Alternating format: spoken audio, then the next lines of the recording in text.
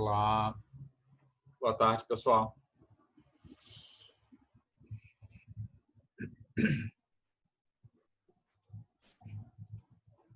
Vamos para mais um encontro hoje, né? A ideia hoje é... o Dr. Nilson, ele me sugeriu que a gente fizesse algo parecido com uma sala de consulta, né? Algo parecido para que a gente traçasse um pouco de condutas, algo parecido assim.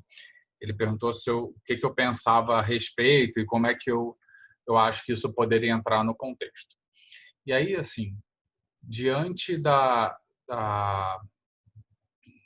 minha proposta inicial, que eu acho que é formar o médico, né, generalista, para que ele possa saber tomar condutas em cima do paciente proctológico, eu topei na hora, né? Assim que ele me deu essa ideia, eu topei na hora. Porque eu acho mesmo, né, que como médico, como procto que está lá no consultório, eu recebo muitos e muitos pacientes que na sua história de evolução, né, dos seus sintomas, do que ele está sentindo, do seu problema, que muitas vezes são problemas sérios, como câncer, né, mas que ele passou por 1, 2, 10 médicos diferentes até que ele chegou no proctologista. Então, assim, esse é o cenário do meu consultório do dia a dia, normalmente. Eu também vejo muitos pacientes que são encaminhados para mim porque o paciente tem uma queixa inespecífica e alguém acha em algum momento que ele deveria ir no procto, por exemplo, para avaliar a próstata, né? Porque como o procto faz toque retal, pelo menos eu acredito que a semelhança do nome próstata e proctologia talvez haja nessa indução. Mas pasmem que tem colegas médicos que mandam um paciente para o procto para fazer exame de rotina da próstata, preventivo da próstata, certo? Então, isso, por um lado, me incomoda um pouco, eu ver colegas encaminhando sem avaliar o paciente adequadamente, sem saber traçar uma mínima conduta, e por outro lado, sempre me trouxe esse anseio, né, de poder fazer alguma coisa voltada para a orientação do clínico. Então, assim, gente, hoje eu vou partilhar uma tela aqui de slide, mas não tem slide. A minha proposta com vocês hoje é que a gente faça uma discussão a respeito dessas condutas clínicas, tá? Então, para que a gente consiga fazer essa discussão, a gente vai precisar de interação, a gente vai precisar de participação de vocês. Então, a aula hoje é uma aula que ela dura mais ou menos o tempo que vocês tiverem a fim de participar, tá certo?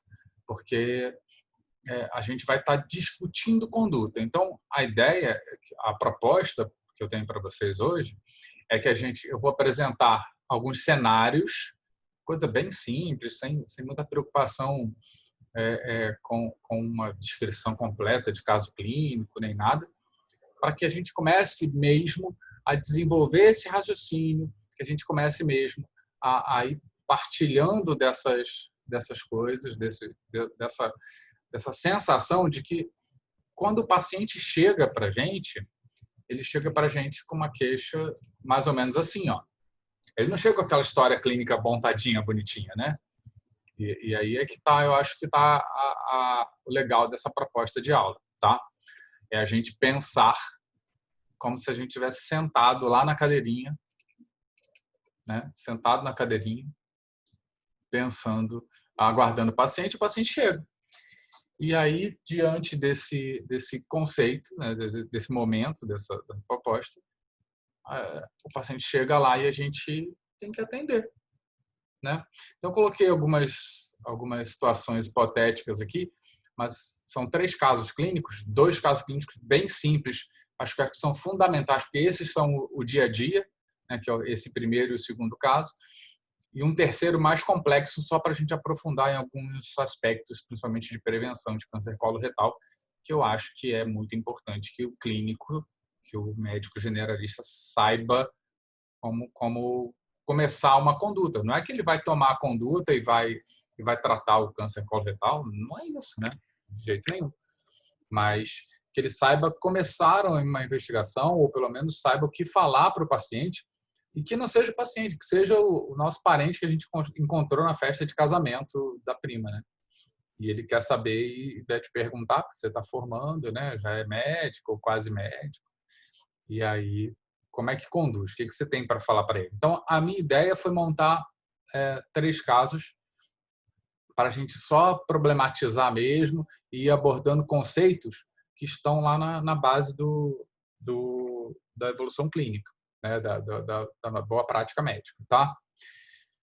Então, assim, o primeiro caso, o caso mais frequente que tem, né? É o paciente jovem, né? Vocês conseguem ver direitinho a tela?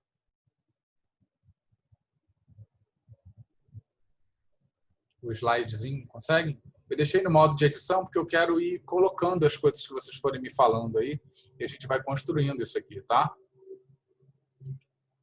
Beleza. Aqui, acho até que para a gente já começar, eu vou marcar agora aqui. Vamos colocar a presença no chat, tá? Então, daquele jeito, colocar o primeiro e último nome, colocar a palavra presente no final, isso, show de bola. Beleza, já estão espertos com essa nova tecnologia, né? Essas novas demandas. Show de bola.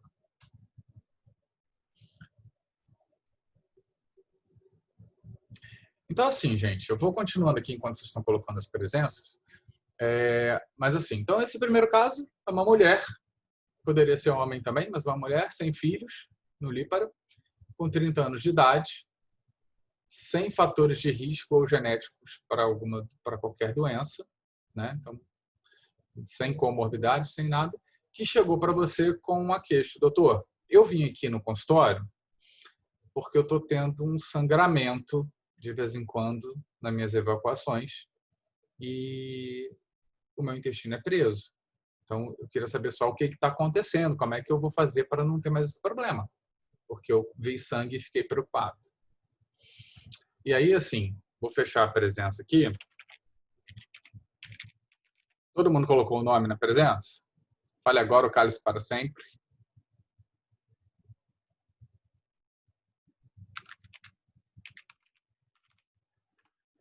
Então, assim, ó, você está com a paciente sentada na sua frente, na sua mesa, com essa queixa. E aí?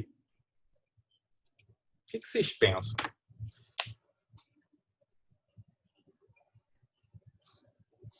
Conta aí, gente. Como é que vocês começariam a abordagem?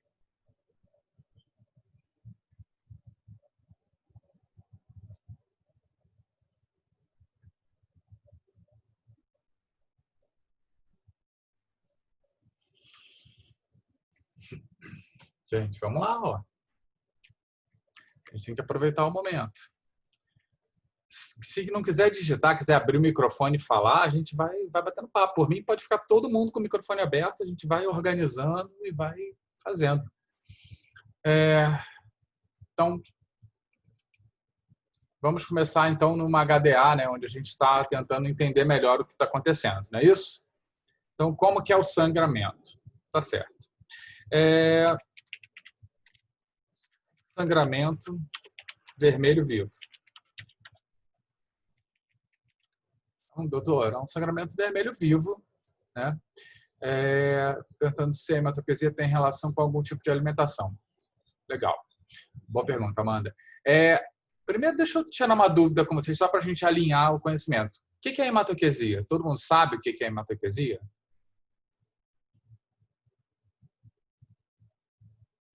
Só para a gente amarrar, eu vou conceituar. Hematoquesia é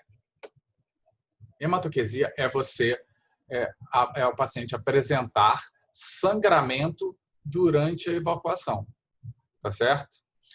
essa presença de sangue junto ao ato evacuatório a gente chama de hematoquesia. Se o sangramento anal fosse fora sem correlação com o momento da evacuação, a gente chamaria isso de sangramento anal. Tem gente que chama de proctorragia, mas eu não gosto muito do nome. Eu acho que é melhor falar como sangramento anal. E se o ato de evacuação for somente sangue, ou seja, não tem fezes, porque quesia é fezes, né? Disquesia é dor ao evacuar. Então, assim, se o sangramento for uma evacuação sanguinolenta sem o conteúdo fecal ali, a gente chama isso de enterorragia, tá certo? Então, essa é a diferença. Então, voltando à nossa discussão, então, se tem tipo de alimentação. Então, tipo de alimentos. Não sei, doutor. A minha resposta é que eu não sei. Eu acho que eu como bem. E aí, como é que a gente melhora isso, Amanda? Enquanto isso, eu vou respondendo a próximo quesito da Gabriela, tá? Vou voltar aqui no sangramento vermelho vivo. Indolor. Então, não dói, tá, Gabriela? Como começou isso, a frequência, os sintomas? Então, início há uma semana.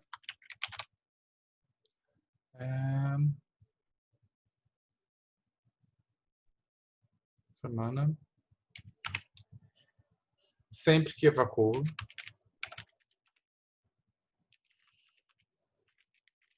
Sempre que ela evacua, ela tem sangramento. E história familiar. Eu vou deixar a história familiar para daqui a pouquinho. Vamos só tentar esmiuçar um pouco mais do que vocês possam perguntar para essa pessoa de sintomas e a gente chega na história familiar. Mas é óbvio que é uma coisa muito importante. Se eu passar batido, vocês me lembrem. Tipo de sangramento. Me dá uma característica um pouco melhor, Gabriel, se você achar que já não respondi ali no que estava escrito, né?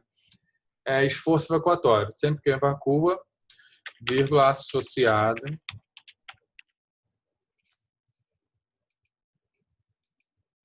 umas notificações malucas aqui de backup.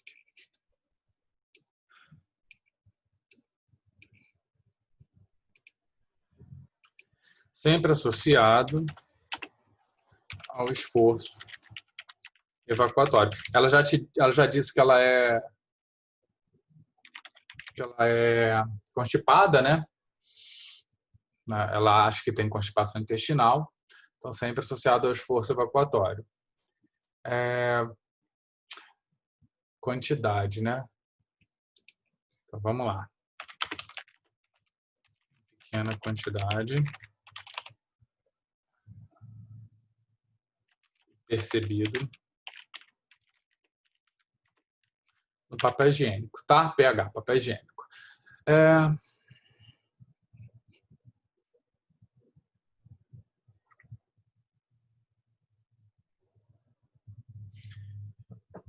Então, qual o intervalo? Então, assim, só para a gente manter a ordem das perguntas aqui. Então, Guilherme, se mudança na dieta influencia? Sim, quando come melhor, ela acha que melhora também. Tá?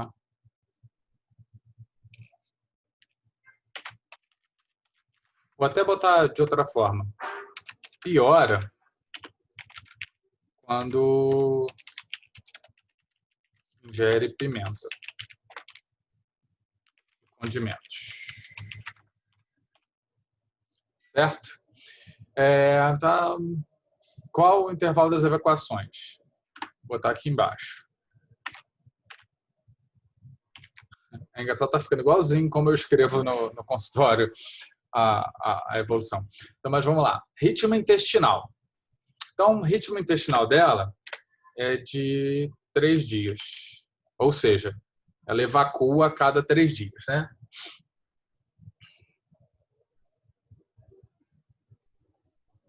Tentenismo O que é tenesmo? Vamos começar, não vamos deixar passar os conceitos, né? Essa oportunidade é única para a gente discutir essas coisas todas. O que seria tenesmo? Alguém me fala? Luiz, você que sugeriu? Que é um termo que a gente usa pouco durante o ciclo médico, né? É bem da minha especialidade. Deixa eu ver se não passo nenhuma pergunta, eu já respondo tenesmo se ninguém responder.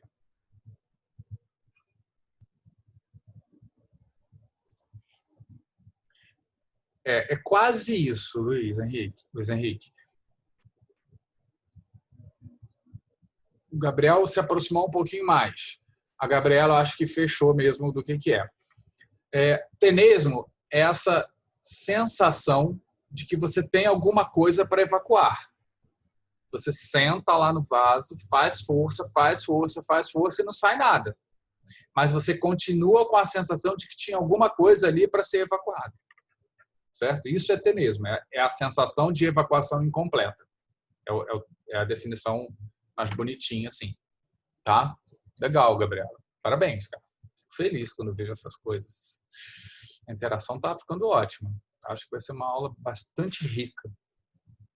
E então, aspecto de sangramento, IMC, joia.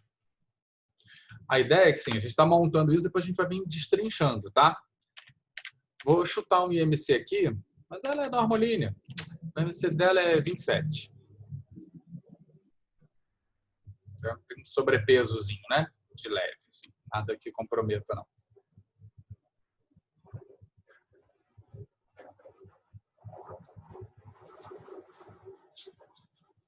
O que mais que a gente pergunta para tentar melhorar essa anamnese, assim?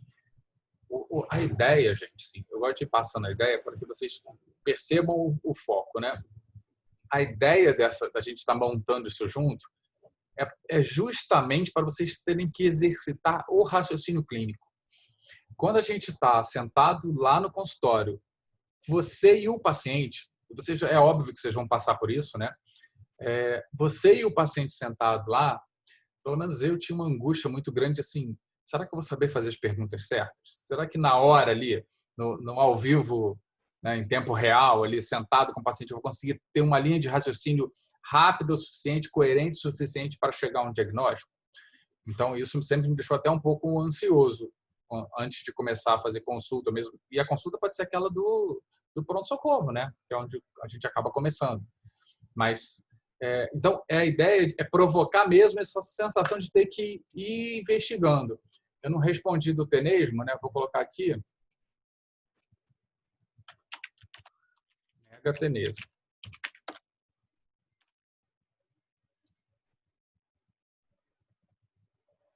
Ótima pergunta, Gabriel.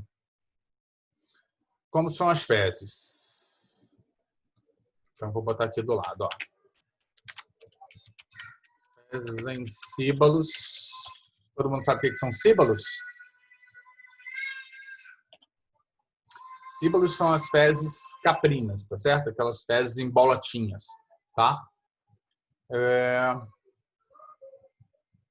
Uma pergunta que eu ia botar aqui. Negatenesmo ou outras alterações anais, né? Pode botar como perianais. O ânus tem a parte interna, né? Perianais a gente especifica que é bem lá para fora. Muco, ótimo. Vocês estão afiadinhos, né? Nega a presença de muco. Vou até complementar. O pus. É uma característica que eu gosto também de marcar. Vejam que a gente está construindo no nosso imaginário, quando a gente está perguntando para entender o que está acontecendo, quando a gente vai perguntando para ir entendendo a história, a gente vai conduzindo mesmo o raciocínio, né? E acho que está ficando ótimo, assim.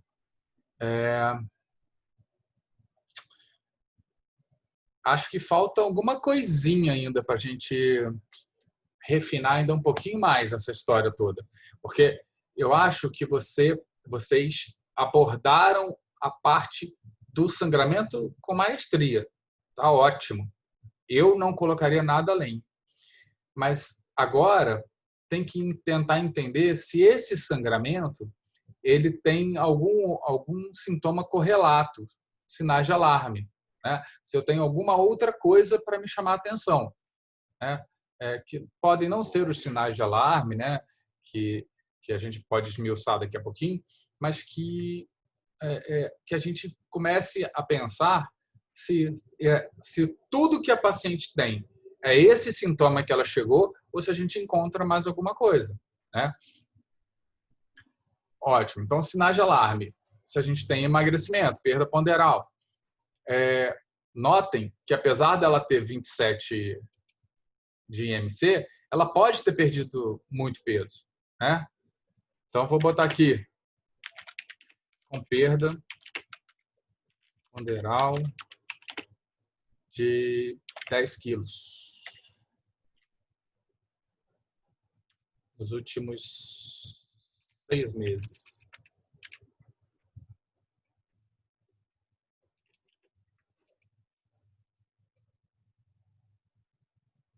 Nega febre, nega sudorese, não tem nada disso. O que mais?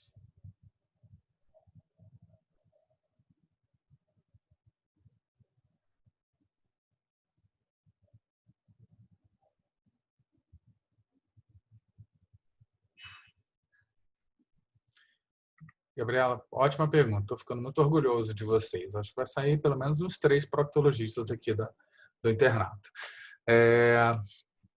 Então, vamos lá. Constipada desde a infância, tá?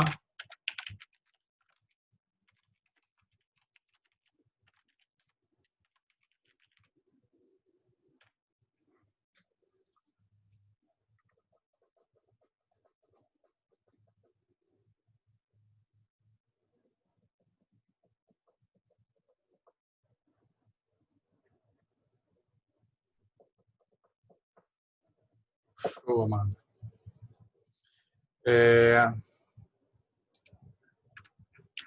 Nega alergias ou intolerâncias.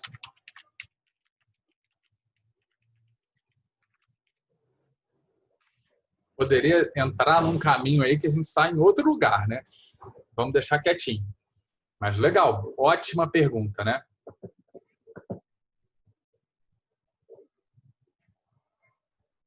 Daqui a pouco, eu vou começar a discorrer sobre esses sinais que vocês estão pesquisando e eu vou falar da minha visão de por que ele entrou nesse rol ali e onde é que está a importância, onde é que está a visão dessa pergunta. Porque é claro que, normalmente, quem pensou na pergunta tem a sua razão para ter sugerido, né, na investigação. Mas, às vezes, diante da falta de vivência, ainda de experiência, talvez a gente até pergunte alguma coisa coerente, racional, mas nem alcance até onde pode ir. E aí eu vou tentar enriquecer ao máximo com o que eu sei, né? Lógico que eu tenho minhas limitações também, mas dentro do que eu sei eu vou tentar enriquecer ao máximo essas informações que vocês perguntaram e que a gente teve a resposta, né? E essa é a proposta mesmo da gente discutir hoje. Mais alguma pergunta, gente? Eu acho que ainda faltam algumas coisas. A gente perguntou, por exemplo, a gente sabe que ela tem sangramento, a gente sabe que ela refere constipação intestinal, né? Que ela tem um ritmo intestinal que não é constipado, só para a gente já dar o primeiro conceito, né? Constipação intestinal, ela é considerada, houve um congresso para isso, né? Eu gosto até de contar isso para os pacientes, porque os pacientes ficam achando que são constipados, mas constipação intestinal ela depende de alguns critérios. Um dos critérios, ele é subjetivo. Então, assim, a dificuldade evacuatória, o esforço evacuatório, mesmo em quem tem evacuações diárias, pode ser enquadrado como constipação, pela percepção do paciente, tá certo? Então, você pode até enquadrar isso como constipação, mesmo que ela evacue todos os dias. Mas, classicamente, um ritmo intestinal considerado normal é de 3 evacuações por semana. Não interessa se é no primeiro, segundo e terceiro dia, ou se é no primeiro, no quarto e no sétimo, tá certo? Mas ela tem, ela poderia ter um ritmo intestinal completamente normal. Por que entrou como constipação e continuamos falando como constipação? Por conta dessa percepção dela de desconforto, de não ter uma evacuação tranquila. Tá? Então, ela se refere constipada e eu acho sim que ela sofre de constipação. Ela tem uma alteração de consistência, de característica das fezes, ela tem o sangramento, ela tem um hábito que não é tão frequente. Então, eu acho que dá para a gente caracterizar. Tá? Esse sangramento acontece apenas na evacuação ou, por exemplo, acontece de forma voluntária? Ótima pergunta. Isso a gente continua caracterizando sangramento anal. Legal. E aí eu posso ter um paciente que tem hematoquesia e sangramento anal. Né? Nada impede que eu não tenha as duas coisas, tá certo? Então eu posso ter hematoquesia e posso ter sangramento anal. Ela não tem. Vamos assumir que ela não tem para a gente também não ficar com um caso muito extenso, tá? Mas legal a pergunta, Guilherme. Beleza. Eu quero chamar a atenção para vocês para uma coisa assim. É natural, é o que a gente tem que de vez em quando ficar atento, porque senão a gente mesmo, eu mesmo faço no consultório, que é tentar direcionar muito ao que eu espero que o paciente está contando, ao que é o que o paciente está contando, às vezes, e não me estendo além disso. Às vezes por uma questão de tempo, às vezes por uma questão de falta de condições de exame, né? Porque está no pronto-socorro, alguma coisa assim. Mas essa anamnese dela precisa de uma correlação com outros sintomas. Então, assim, quais seriam os sintomas que eu tenho que investigar numa paciente que tem como queixa hematoquesia, constipação, uma perda ponderal aí a ser interrogada? O que mais que eu tenho que perguntar?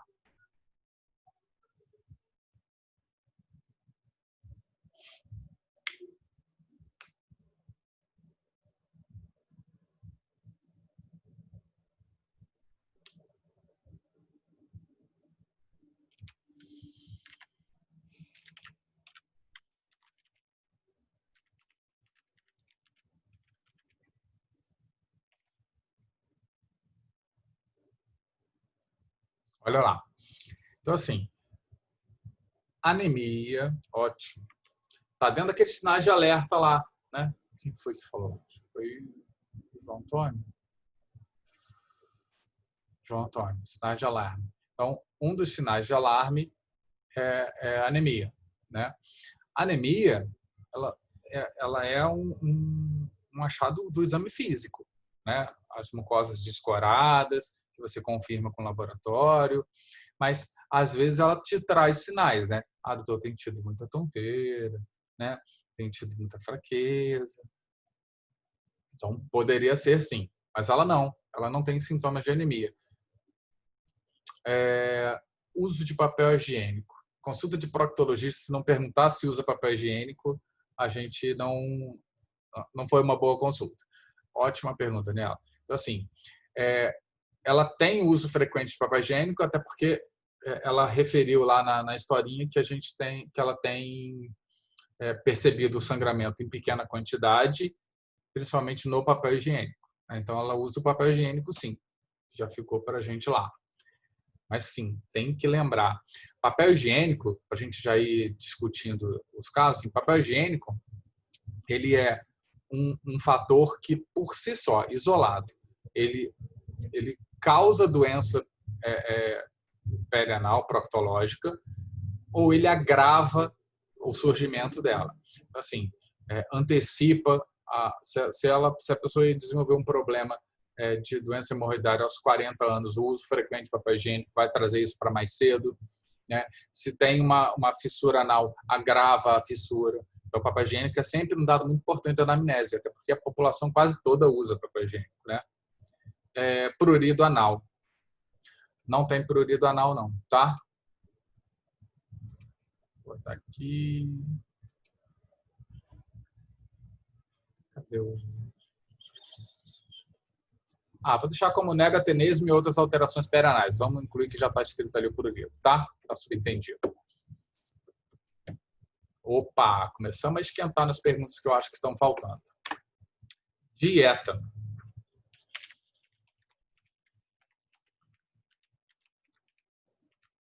Ingestão. Ingesta hídrica.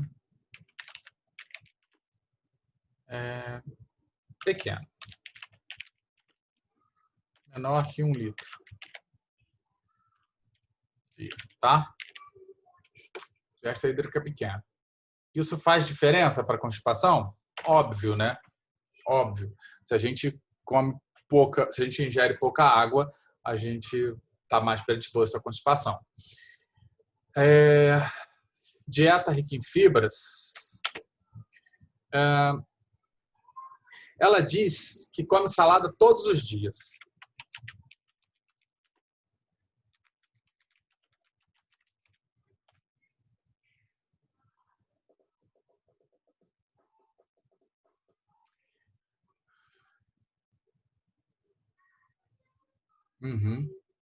Isso aí, Guilherme. Eu acho que tem alguma câmera escondida lá no ambulatório, nas minhas consultas, porque estão conduzindo igualzinho. Parece até que já assistiram minhas consultas no ambulatório. Sim, então assim, importantíssimo, gente. O paciente fala para você, você bebe água? Bebo. Você come fibra adequadamente? Claro. Ixi, adoro, como todo dia. Só, então tá bom, conta para mim como é que é seu dia. O que você comeu ontem de manhã? E aí a pessoa começa a fazer um recordatório alimentar, que é o nome disso, né?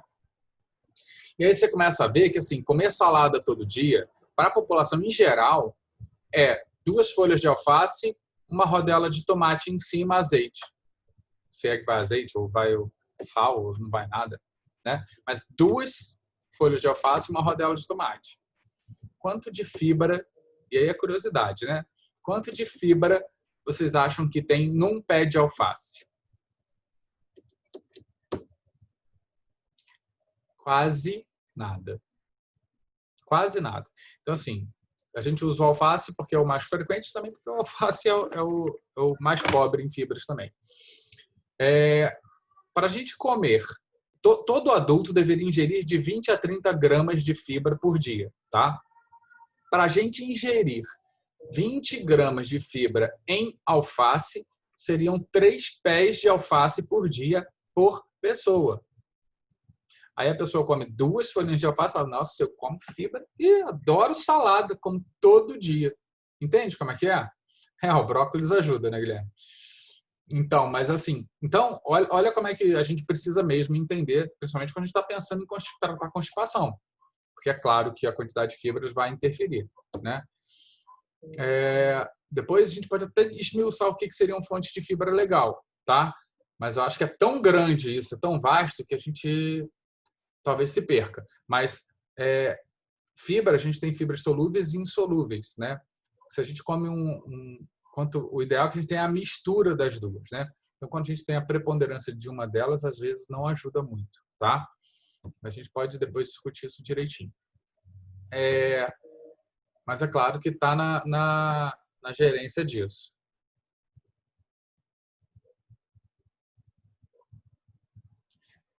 Tá. Então, olha só. Continuando, né? Então, ela come e no recordatório dela, o que eu evidenciei é que aquele salada todo dia é pouca coisa. Ela tem uma dieta de padrão ocidental, né? Ou seja, é muito carboidrato, né? Pouca fibra, gordura pra caramba, proteína meio lá, meio cá, mas é uma proteína que nem é de tão boa qualidade. E o que mais? Acho que é isso. Falta um último dado, que só para a gente não alongar muito a discussão também, para a gente aproveitar tempo, a gente precisa ver se esse sintoma de hematoquesia é acompanhado de dor abdominal. né?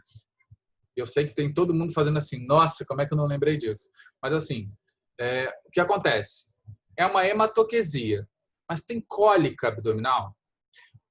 Porque se eu tenho hematoquesia precedida por cólica abdominal, eu tenho obrigatoriamente que pensar que esse paciente ele possa ter uma suboclusão, um tumor, um pólipo, que aí a passagem das fezes ali, um pólipo retal, um tumor de reto ou de sigmoide, que a própria passagem do bolo fecal ali formado provoque o sangramento e aí quando ele evacua com sangue, né? Mas isso dá normalmente cólica, porque não só o efeito de válvula que uma lesão maior poderia ter, como também a presença do sangramento no reto, o sangramento no sigmoide, gera um espasmo desse segmento, tá certo? Então dá aquela dorzinha de cólica, aquela dor, um pesozinho ali na fossa ilíaca esquerda, alguma coisa assim.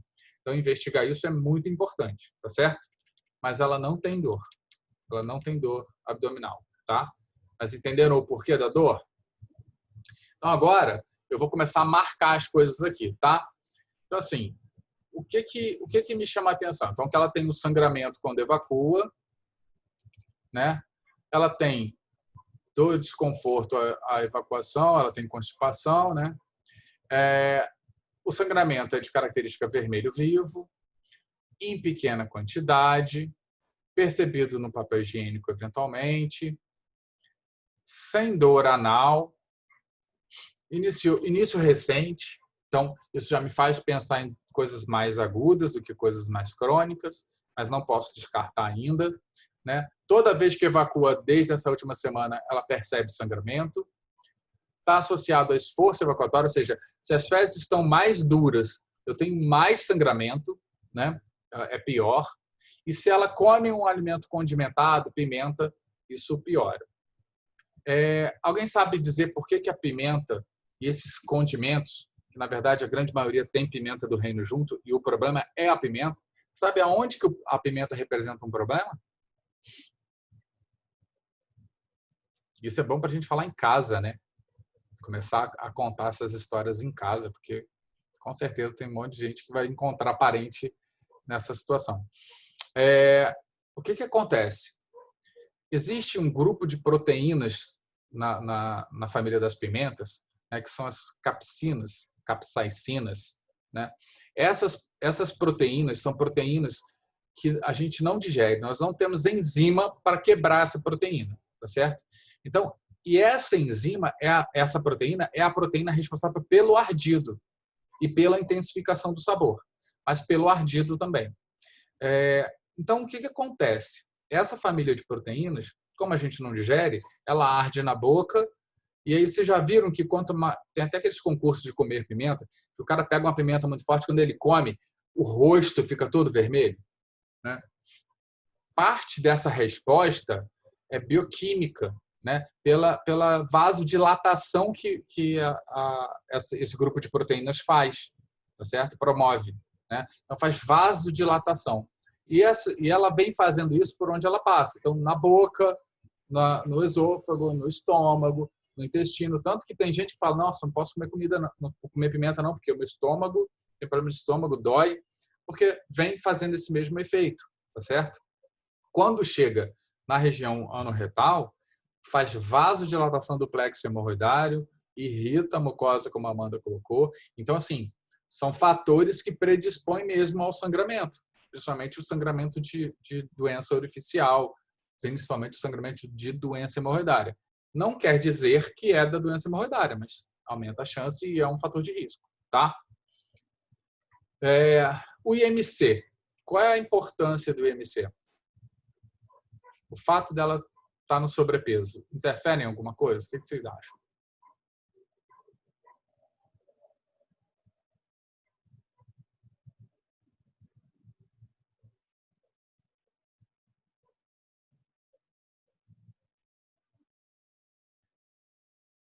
Não é, Gabriel. Não é fator de risco para doença hemorroidária ser obeso. Ainda mais se for sobrepeso. O obeso mórbido talvez até tenha alguma coisa, mas eu nunca li nada correlacionando, não.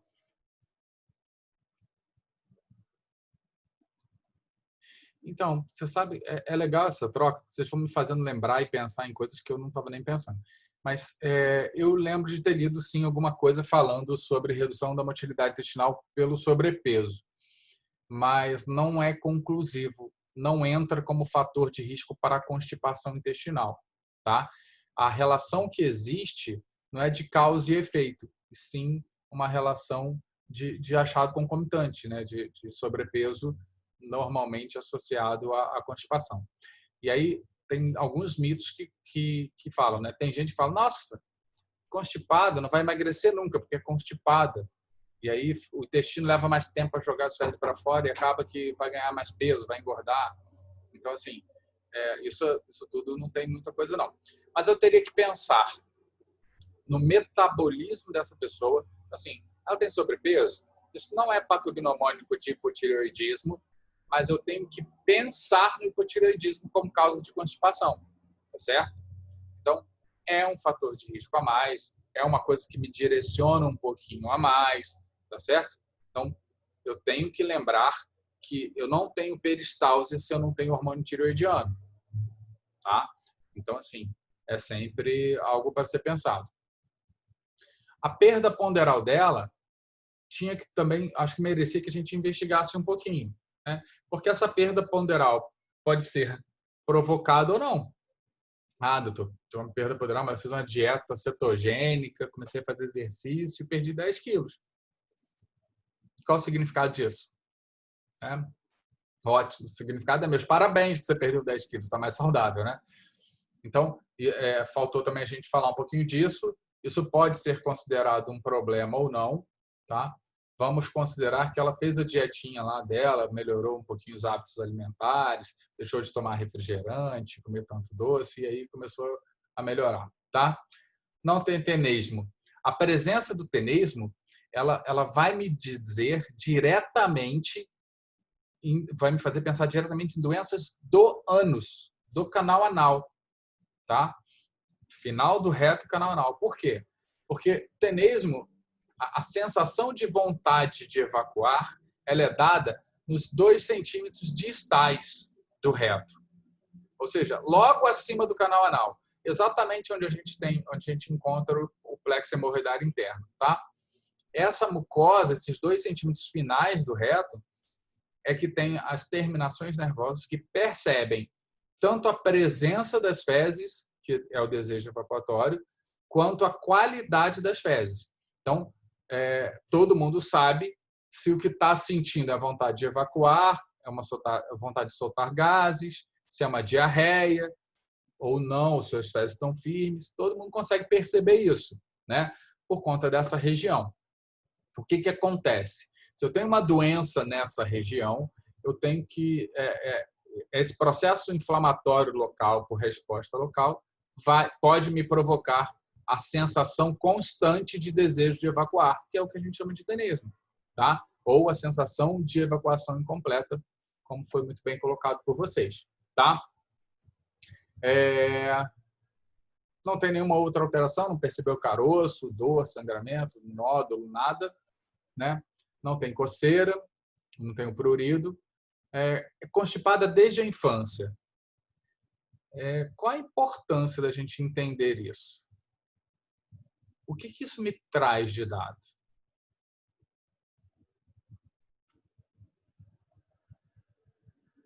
Ela não tem dor. Ela não tem dor abdominal. Mas se ela tivesse, seria um dado a mais, João. O que acontece? Ó,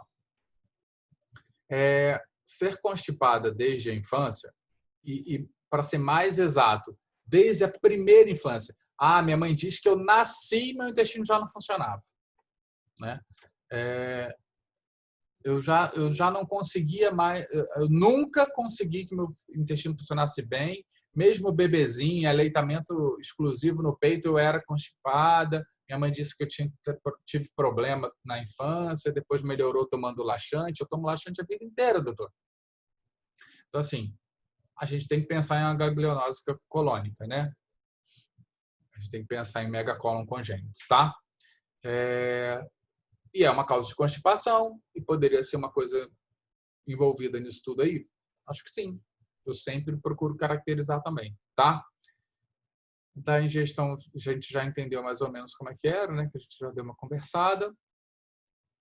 E aí, assim, ritmo intestinal de 3 dias, se ela não tivesse desconforto, incômodo, dificuldade evacuatória, se ela não referisse nenhuma alteração, evacuar a cada 3 dias, tá ótimo. Não tem problema nenhum, não tem nada para ser feito, não tem uma medida para ser feita, tá?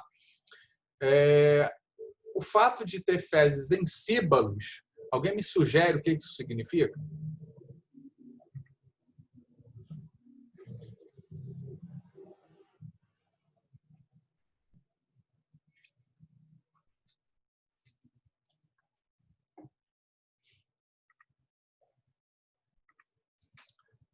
Mais ou menos, Amanda. Mais ou menos isso. Elas são ressecadas, mas elas podem ser ressecadas e não ser em síbalo, certo?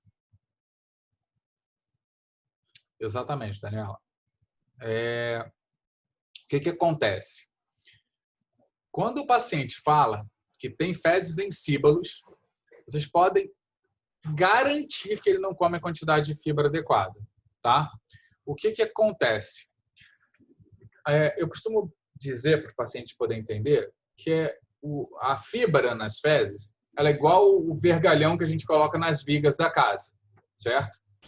A fibra nas fezes ela dá resistência ao bolo fecal. Então ele passa pelas alterações intestinais, pelos ângulos, e ele consegue contornar isso sem quebrar, né? Quando não tem fibra, a cada volta, a cada alteração, ele quebra.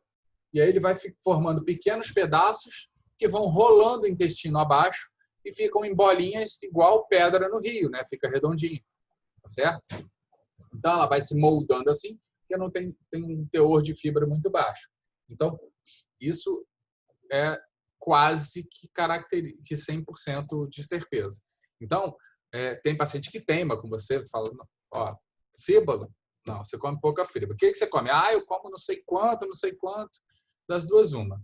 Ou ele tem algum problema intestinal raro, difícil de explicar, ou ele está mentindo. Então, assim, o mais frequente é ele estar te dizendo porque ele só não quer admitir que ele se alimenta mal. Tá certo? Continuando.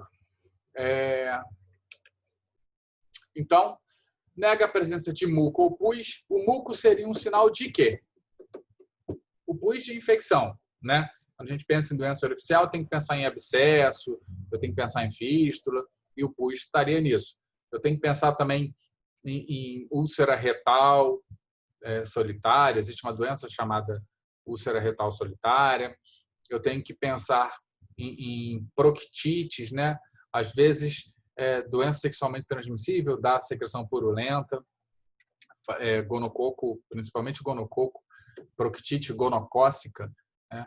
Ela dá essa secreção purulenta. Então, isso são dados que é legal sempre caracterizar. Mas e o muco? Muco é uma coisa normal no intestino ou não?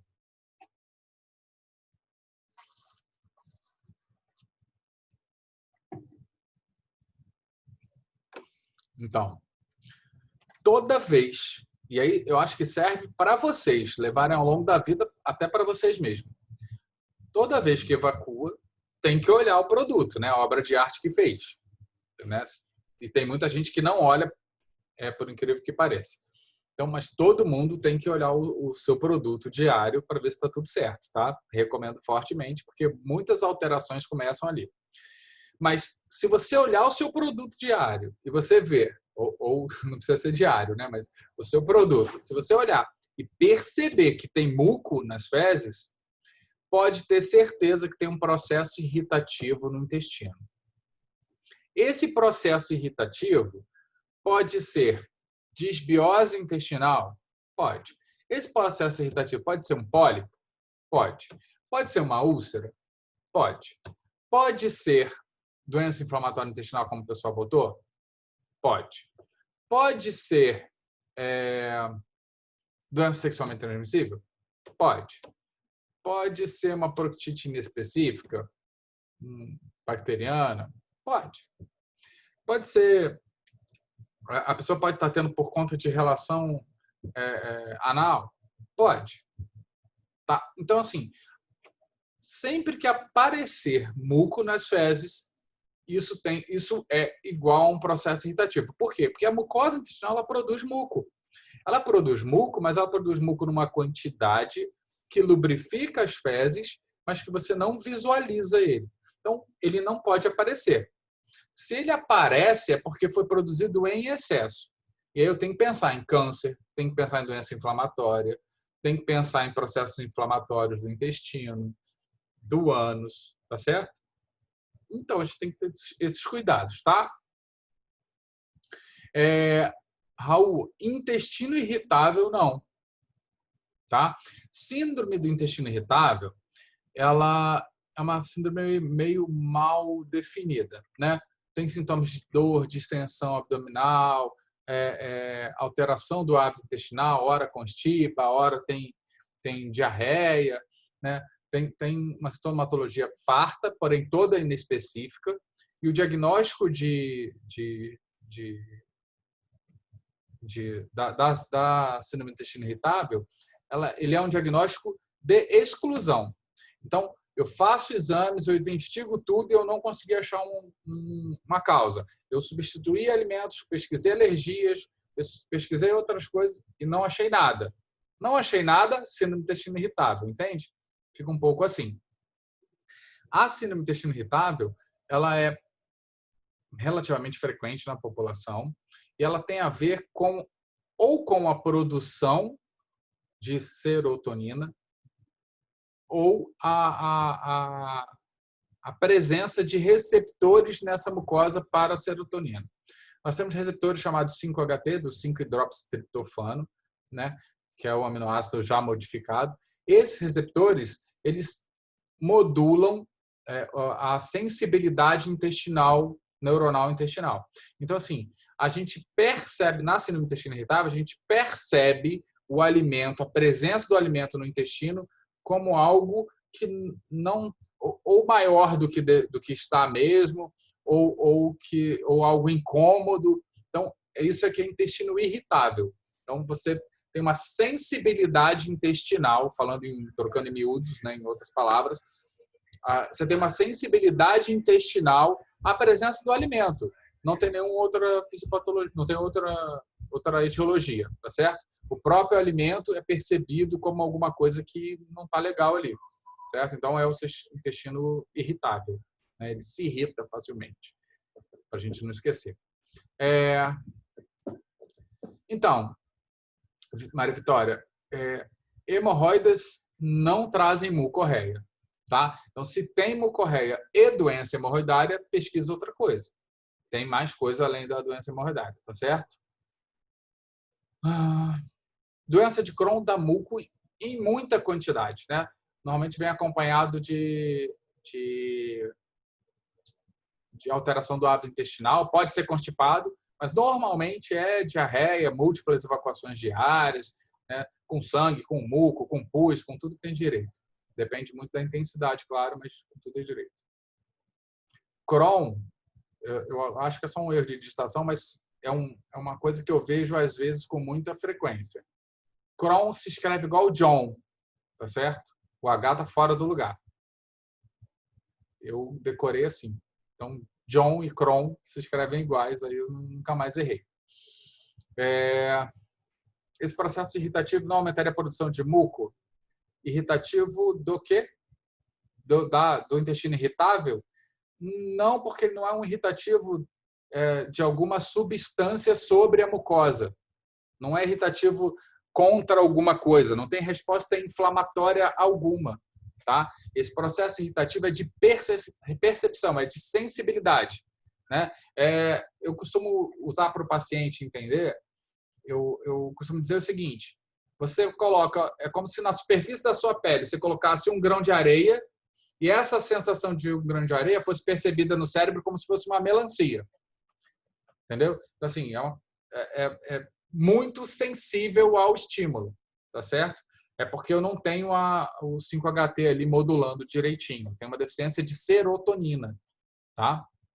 Eu consigo modular isso com medicamentos que aumentem ou a expressão do receptor ou a oferta de triptofano, e aí isso tende a melhorar, tá? Quando é realmente intestino irritável. O grande problema é que intestino irritável virou aquela desculpa médica para não sei o que você tem.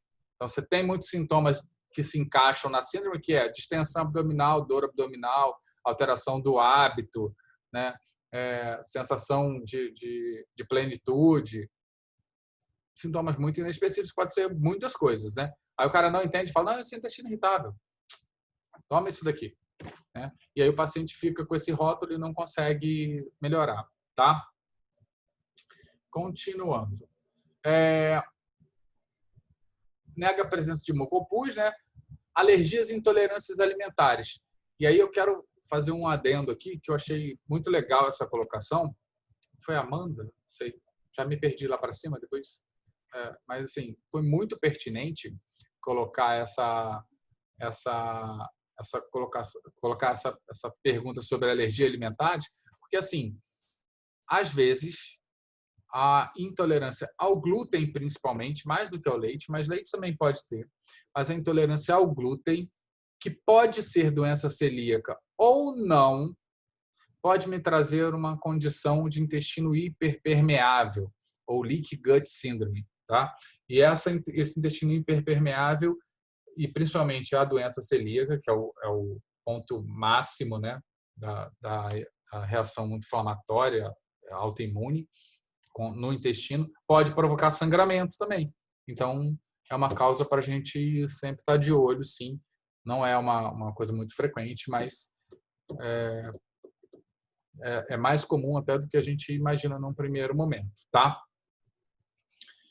Legal. Vamos tentar, agora mais ou menos uns 5, 10 minutinhos, dar uma resumida na evolução dela, assim, na anamnese e tudo, para que a gente possa só pontuar o que eu acho que é mais importante. O que é mais importante? É o que a gente precisa pensar de diagnóstico, tá? Para a gente começar a pensar no que a gente tem que fazer com essa paciente. Então, vamos fazer uma listinha de diagnóstico? O que vocês acham como... Eu sei que a gente não fez exame físico, tá certo? Mas ouçam com muito cuidado o que eu estou falando, porque eu não estou falando que não é para fazer exame físico de jeito nenhum. Mas o exame físico do não especialista, ele é pobre, certo?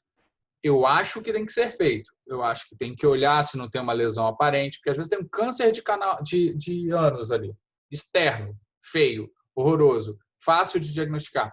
E o paciente roda 3, 4, 5, 6 médicos sem ter ninguém para olhar, e ninguém olha e ninguém chega ao diagnóstico. E aí mandam para mim como se fosse uma hemorroida, e aí eu vou olhar, tem um tumor bruto ali no ânus, invadindo o canal anal, invadindo vagina. Então, assim, tem que olhar, tem que examinar. E a outra coisa que eu acho que tem que fazer toque retal, tá? Então, assim, quem não aprendeu, estão no momento máximo de aprender a fazer isso. Todo mundo tem que aprender a fazer toque retal, porque muitas e muitas vezes também eu recebo o paciente com câncer de reto, com clínica clássica de câncer de reto, e quando a gente vai ver, ele já passou em vários médicos e ninguém se dignou a fazer um toque. E aí o diagnóstico está ali no toque. Você faz o toque, você sabe que tem um tumor. Semana passada, no consultório, chegou um assim, tá? Um paciente de 80 e poucos anos, já bem debilitado, com múltiplas comorbidades, que está rodando há pelo menos 2 anos com sangramento e todo mundo dizendo que é hemorroide, passando pomada, passando aquilo, sem examinar, sem nada, sem fazer toque. E aí deixou de fazer o diagnóstico no momento melhor, né? O que a gente pensa de diagnóstico? Então, assim, ó, eu acho que doenças orificiais. Então, doenças orificiais, doença hemorroidária, fissura, fístula, né? São as principais. Doenças orificiais é tema da nossa próxima aula, tá certo? Então, na semana que vem, a gente vai falar só sobre doenças orificiais. Hoje, o que eu quero que a gente discuta mais do que a hipótese diagnóstica, eu quero que a gente discuta conduta, tá? Então, doenças orificiais, tá bom, eu acho isso. Mas é só doença orificial que eu tenho que botar no meu leque? O que eu quero chamar a atenção para vocês, gente? Sim. O melhor médico não é o que ouve um caso e chega a uma hipótese diagnóstica, ao diagnóstico. É claro que se o cara acertar, ótimo, né? É um ótimo médico mesmo. Mas o melhor médico, na minha visão, não é o que pensa em uma coisa. É o que consegue fazer várias hipóteses diagnósticas. Por quê? Porque se eu penso numa coisa só e ela está certa, parabéns para mim. Mas se eu pensar numa causa só e ela estiver errada, esse paciente vai ficar indo e voltando ou vai ficar indo de médico em médico até conseguir até que alguém acerte a única hipótese.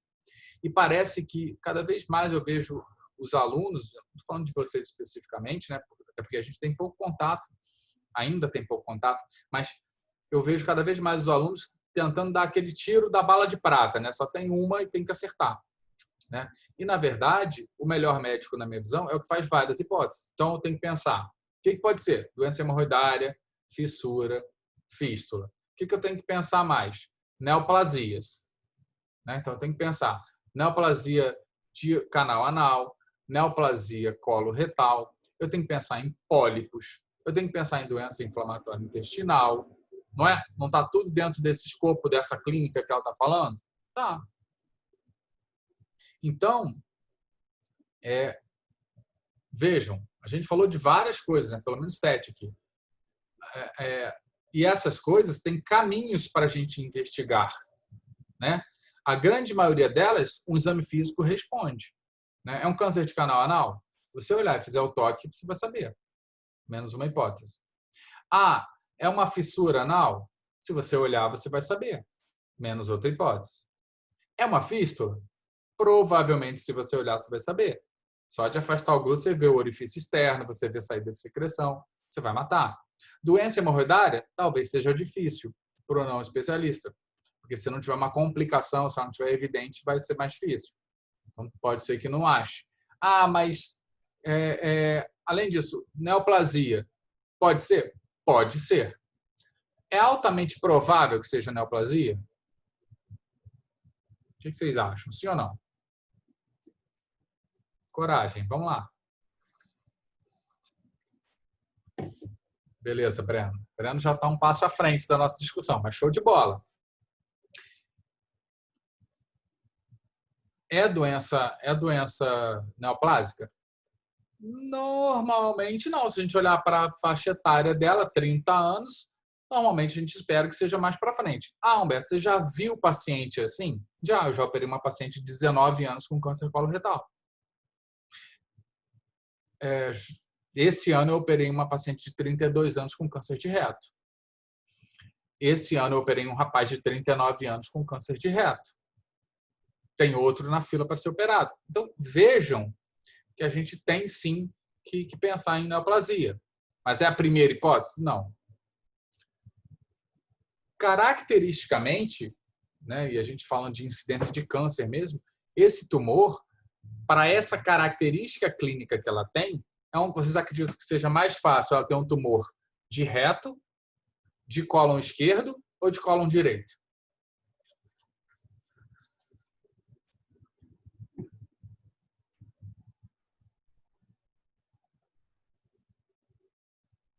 Oiê.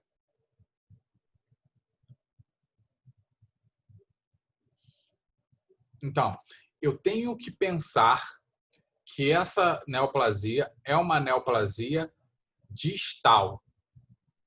Por que eu estou falando isso? Porque estatisticamente, não é 100%, mas estatisticamente, eu tenho que pensar que o sangue vermelho vivo, lembra que estava lá na história? E é dos motivos da gente perguntar a característica do sangramento.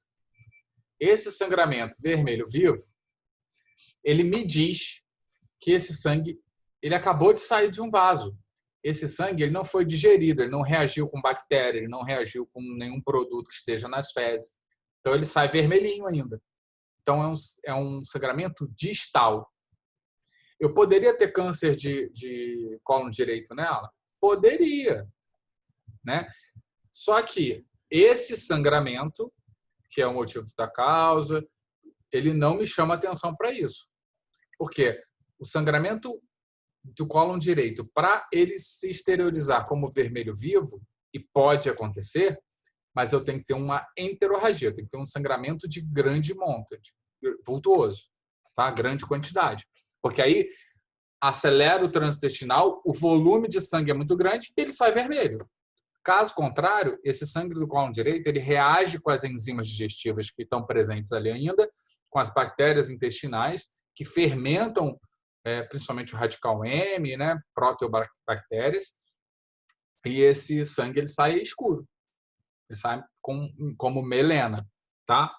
Então, teoricamente, e também assim um outro dado, estatisticamente é muito mais frequente o tumor do cólon esquerdo, o tumor do cólon distal, reto, do que o do cólon proximal, tá? Então, sim, pelas características clínicas, eu teria que pensar em cólon esquerdo, reto e ânus, tá? E aí? Tá bom, a gente já entendeu tudo isso, a gente já pensou no diagnóstico diferencial, a gente já falou de câncer, né?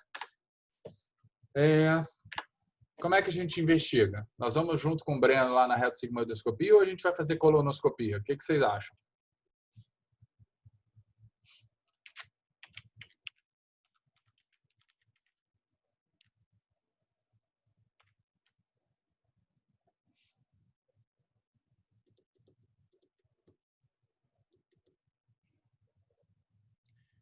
Aí assim, eu tenho que colocar algumas condições, tá? Então, a retosigmoidoscopia, como screening para a população em geral, com certeza é a retosigmoidoscopia em casos como esse.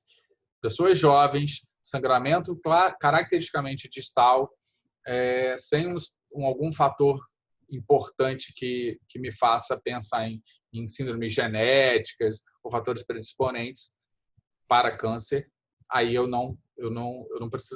precisaria fazer colono. Nesses outros casos todos, seja como screening, é retosigmoidoscopia, tá certo? Então eu tenho que fazer obrigatoriamente retosigmoidoscopia em todos os pacientes. Eu tenho que ver se tem hemorroida, eu tenho que ver se não tem associado à hemorroida doença mais interna, que isso é um outro dado importante. Anotem aí.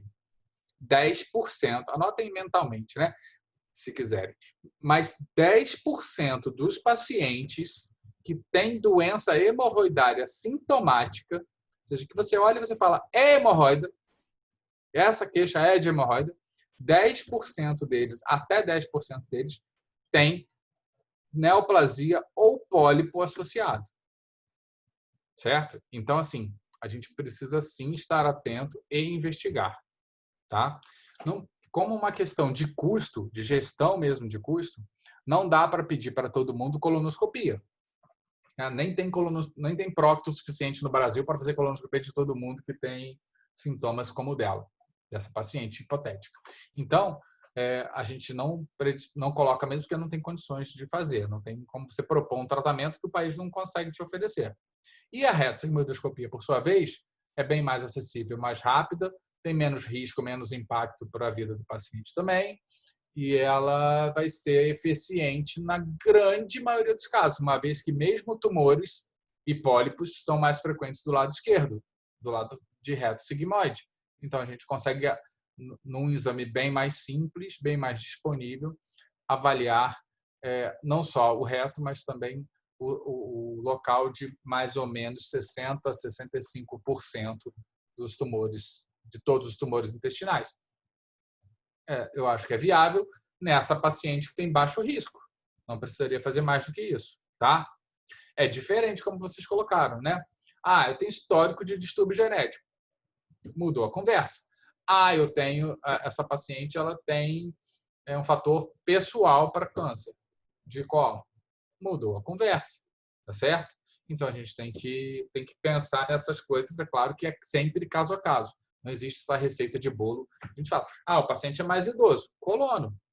Mais que 50 anos, não tem dúvida, colonoscopia nele, tá certo? Se isso aí fosse num homem, esse mesmo quadro, num homem de 50 anos, ele ia fazer colonoscopia. Nela, eu acho que uma retossigmoidoscopia flexível é o ideal. A rígida não cobre esse padrão de segurança de 65%, 70% de cobertura da área onde eu tenho maior incidência de câncer coloretal, tá? Então, eu preciso que seja uma retossigmoidoscopia flexível, idealmente, tá? Ah, estou no interior e só tem a rígida, então não faço nada? Não, faz a rígida.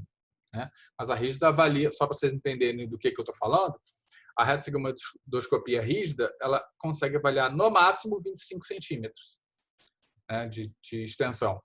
A retossigmoidoscopia flexível de 60 centímetros de extensão. Então, é uma área muito maior, é muito mais eficiente, tá? Para diagnóstico precoce, para prevenção de câncer coloretal. Beleza até aí, gente? São 3h10. A gente vai fazer um intervalo, 5 minutinhos, tá bom, né? Para a gente também não avançar muito. A gente faz o intervalo e volta para o segundo caso clínico.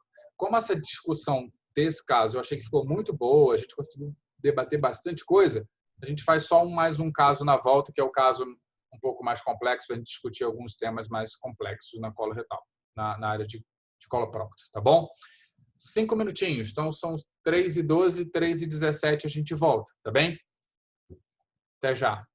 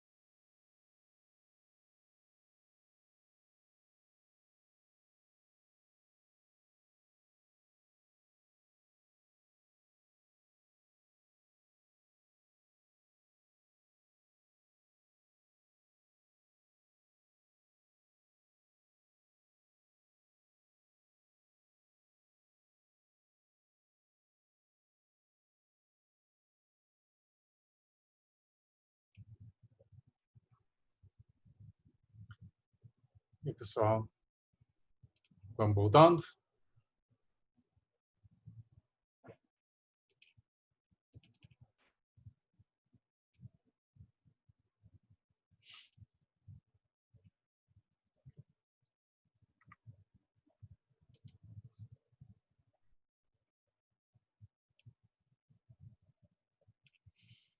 Vamos lá. Nosso caso clínico, segundo caso clínico, ele está mais completo. Justamente porque eu quero esmiuçar alguns dados, tá?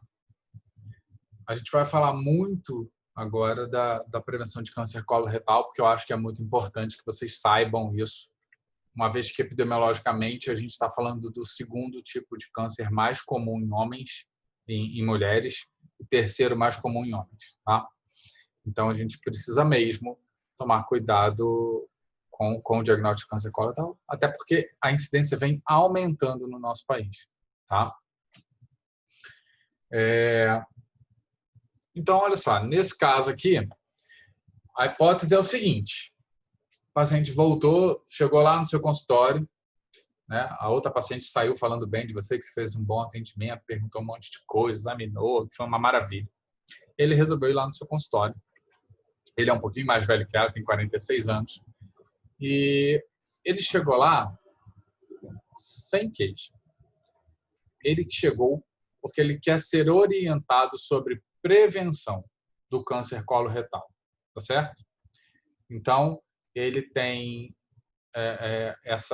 esse medo de ter câncer de reto, por um histórico familiar que daqui a pouco eu já coloco para vocês, e ele veio na consulta porque ele precisa que você oriente ele, né? Você é o único médico da cidade, o mais acessível, ele precisa de orientação, tá?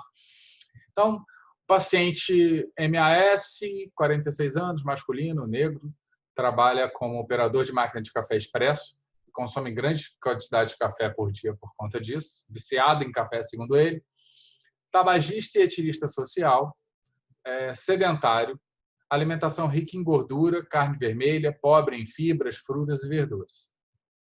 Certo? Todo mundo está conseguindo ver o slide lá? Acho que sim, né? E aí? O que vocês marcam aí como fatores mais importantes?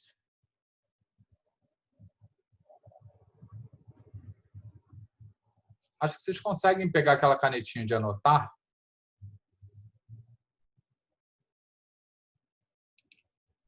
e ir marcando, né? Ó, igual eu estou fazendo aqui. Vê se vocês conseguem lá. Se não conseguirem, pode ir só falando isso.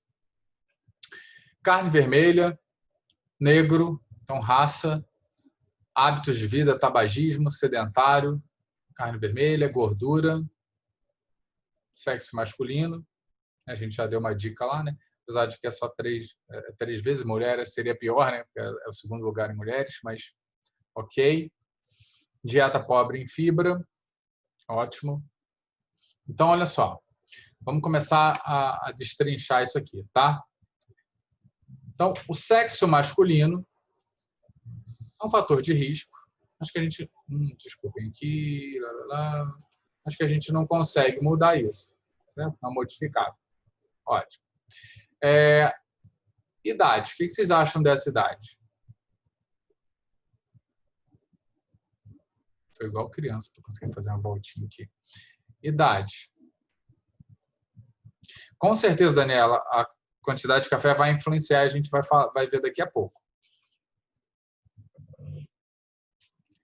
E aí? O que vocês acham da idade? Qual é a incidência? A idade, só para a gente já ir pontuando, tá? A idade é o fator de risco isolado mais importante para o câncer de colo retal esporádico. Tá? O familiar, não, porque a idade não vai interferir. Mas no esporádico, o fato de você envelhecer aumenta o seu risco anual de desenvolver o câncer coloretal. Tá? Então, é o fator isolado mais importante. E sim, acima de 50 anos é que a situação começa a ficar mais crítica. Né? Ele tem 46, teoricamente, está tudo mais tranquilo. Né? Raça negra, protege ou atrapalha?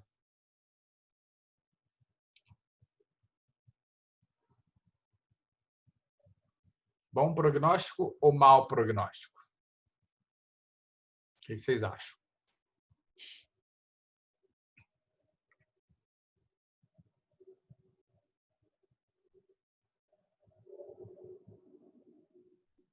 Vamos lá, gente. Vamos participar. Ó. Vocês não estão achando boa a discussão, não? Eu estou achando que está ficando tão legal. Mau prognóstico. Também acho, Amanda. Estou contigo nessa. Estudos mostram que negros americanos, a gente não tem estudo na população do Brasil, tá? Então a gente vai ter que extrapolar pelo que diz os estudos americanos, que a população negra tem 20% a mais de chance de câncer coloretal, tá? E aí o estudo até coloca que assim, negros, sexo masculino, acima de 50 anos, seriam os fatores de pior prognóstico em relação à raça, quando a gente pega sexo e idade, gênero e idade, tá? Trabalha como operador de máquina de café expresso, tem risco ocupacional? Acho que não, a não ser de que ele toma muito café por dia. Café, ajuda ou atrapalha?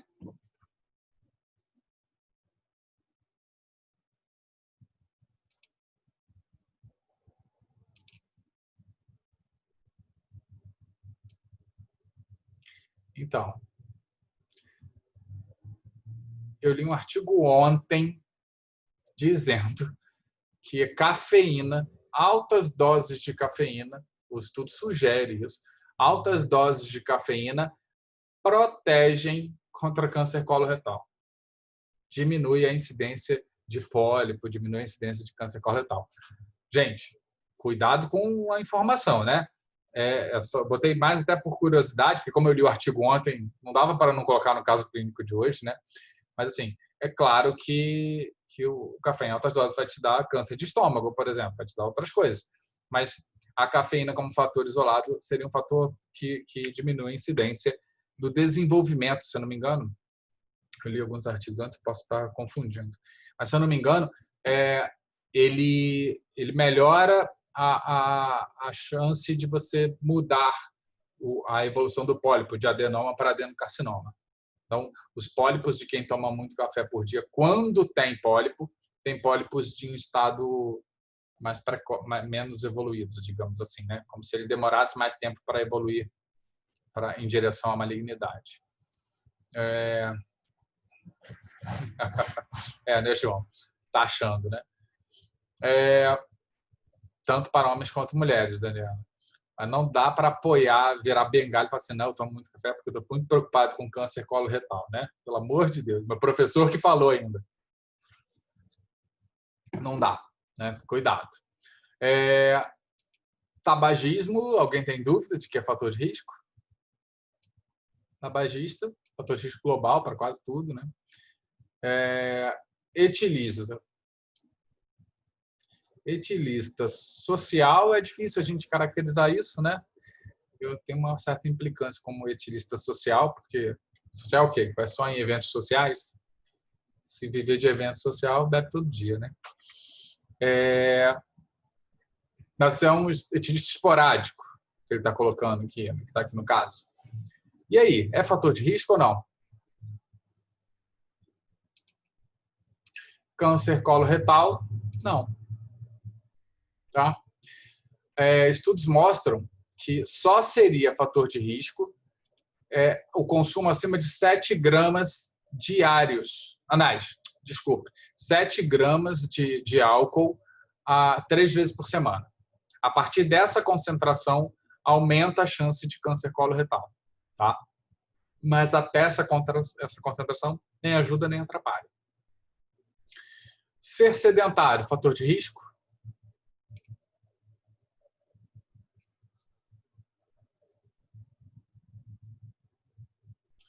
Sim, tá? Fator de risco, ok?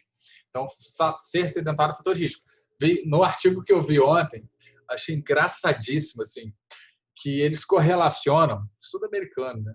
Eles correlacionam o tempo sentado assistindo TV como fator de risco para câncer de reto em pessoas jovens. Então, câncer de reto precoce estaria ligado ao tempo que você passa vendo TV, independente do grau de atividade física. Então, assim, a pessoa ela não seria sedentária, né? Então, eu faço exercício todo dia, 3 vezes por semana. Eu faço exercício, então não sou sedentário, né? Mas eu passo 8 horas vendo TV. Sua chance de ter câncer de reto é maior do que a população em geral. Eu não vi o desenho do artigo, porque eu li isso no UpToDate, então eu não vi o desenho do artigo.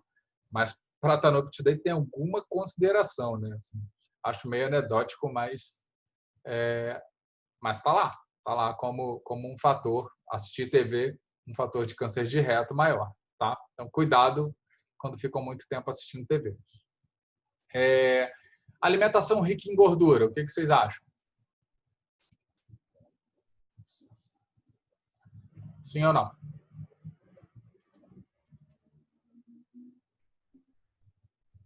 Sim. Gordura ruim, né? Aquela gordura que faz mal para a saúde, poliinsaturada. A presença de gordura está muito mais relacionada à quantidade de sal biliar presente nas fezes do que propriamente a gordura em si, né? Então, vocês lembram que para a gente digerir e saponificar gordura, eu preciso da bile. E a presença de bile seria um fator para essa fator de risco para câncer coloretal. Tanto é, já aproveitando para falar disso, tanto é que pacientes colecistectomizados que tiraram a vesícula biliar, eles aumentam a chance de desenvolver câncer coloretal em 10%, tá? Esses cânceres são mais em cólon direito, inclusive, tá bom? Consumo de carne vermelha, o que vocês acham?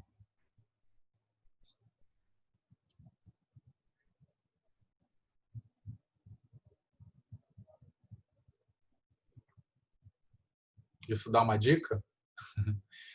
Carne vermelha, principalmente se for na forma de churrasco, é carcinógena.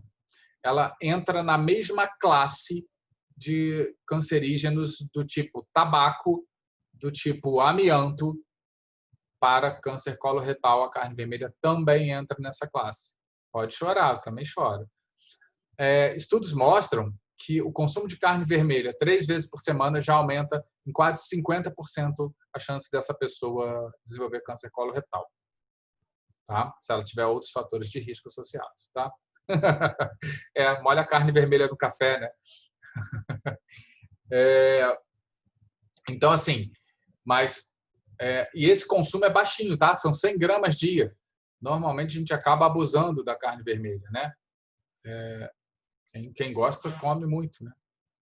Eu sou um deles, tá? Então, assim, o tipo de preparo também interfere. E aí, mais do que isso, 50 gramas por dia de embutidos também são cancerígenos, também estão nessa mesma classe, tá certo? 50 gramas por dia daquele presuntinho, do salame, dessas coisas, né? Dieta pobre em fibras está relacionada a câncer coloretal também, tanto quanto ela ser pobre em frutas e verduras, tá? O consumo menor que 100 gramas de frutas e verduras por dia aumenta muito a chance de câncer coloretal, tá? Então, quem não come, por favor, comece a avaliar aí e comer, de preferência, comer de forma variada, tá bem? Vamos continuar? Deixa eu abrir uma segunda, um outro slidezinho aqui para a gente escrever mais. Deixar até o café aqui. Tenho certeza que ninguém vai esquecer do café, mas a gente deixa no café. Muito bem, vou colocar a história familiar dele, tá bem? E a gente discute essas outras questões relacionadas à história familiar. Deixa eu pegar aqui que eu já tinha deixado escrito. Aliás, deixa eu botar história patológica pregressa primeiro, para a gente ficar numa ordem, né? Senão fica muito bagunça.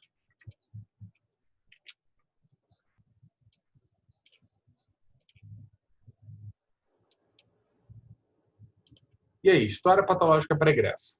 Esse paciente, ele é diabético, ele é obeso, ele é hipertenso e ele fez cirurgia bariátrica. Então, ele é obeso, mas ele está em regressão, né? Ele tinha um IMC de 40 e aí fez a cirurgia bariátrica e agora ele está em remissão. Tá diminuindo o peso, né? Há 3 anos, então deu uma estabilizada como gordinho ainda, né? Mas como obeso ainda, né? Não gordinho, não. Gordinho é bem menos. Como obeso. IMC a partir de 30, obeso, né? E aí? O que vocês acham?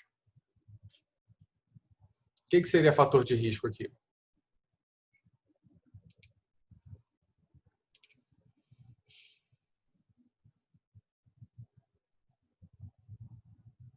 A obesidade, que a gente chegou a falar, né? A obesidade é fator de risco para câncer. É controverso ainda a obesidade.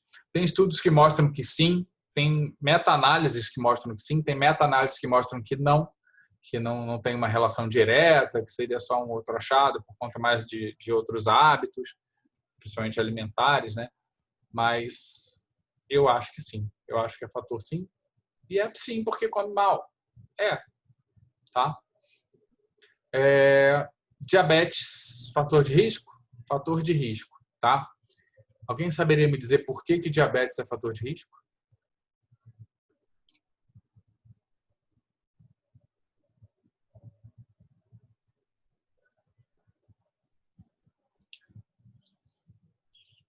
Não é desmotilidade.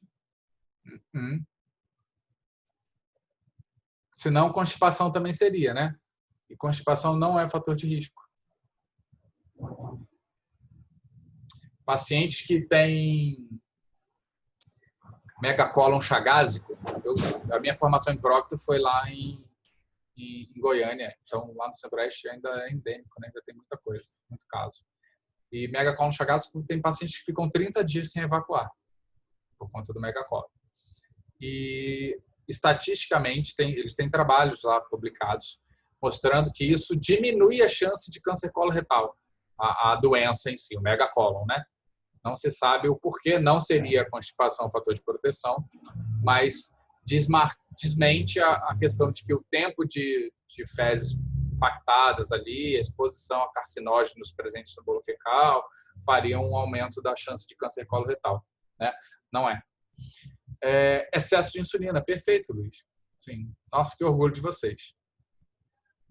Acho que na época que eu formei, eu não sabia nada disso. Não sei se ainda não existia, mas eu não sabia nada disso. Estou orgulhoso. Diabetes tipo 2, excesso de insulina. Resistência insulínica, de uma forma geral, e não precisa ser diabetes, né? Resistência insulínica aumenta a chance de câncer coloretal. Por quê? Porque a insulina é um fator trófico de células intestinais, da mucosa intestinal. Então, ela estimula a replicação intestinal, a insulina. Então, quanto maior o índice de insulina circulante, maior o estímulo a essa multiplicação celular, e é claro que a gente começa a aumentar a chance de erros nessa multiplicação celular, tá certo? Daí pólipos, e pólipos viram câncer, né, inexoravelmente, se a gente não tratar, né? Hipertensão é? Mesmo pensamento, Gabriela, mesmo pensamento, né?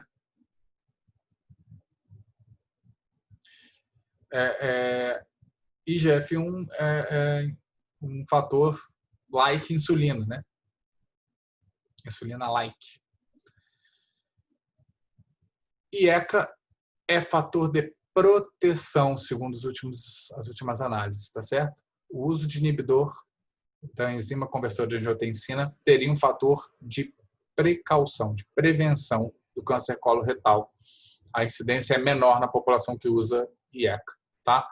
Não dá para ter uma política pública, não dá para ter uma política de quero diminuir minha chance, vou começar a tomar inibidor de conversora de angiotensina, porque não faz sentido nenhum, né? Mas essa população teria um risco menor, segundo as meta-análises, tá? Cirurgia bariátrica. Cirurgia bariátrica depende da cirurgia, tá certo? Cirurgia bariátrica, que tem a retirada da vesícula. Ui, não vou conseguir escrever não vou nem me tentar. A retirada da vesícula biliar, ela vai aumentar a chance de câncer coloretal, tá certo? Mas a cirurgia bariátrica, em relação à redução da obesidade, do sobrepeso, trazendo o paciente para uma resposta insulina, uma resistência insulínica menor, menor inflamação crônica subclínica, menor resposta inflamatória, metabólica, sistêmica, isso é igual a um fator de proteção, a redução do risco, tá? Então, paciente obeso mórbido tem um risco muito maior de câncer coloretal. Se ele emagrece, ele vai reduzindo a chance de câncer dele, tá bom? Então, é fator de proteção, sim. Que mais? Vamos lá para a história familiar.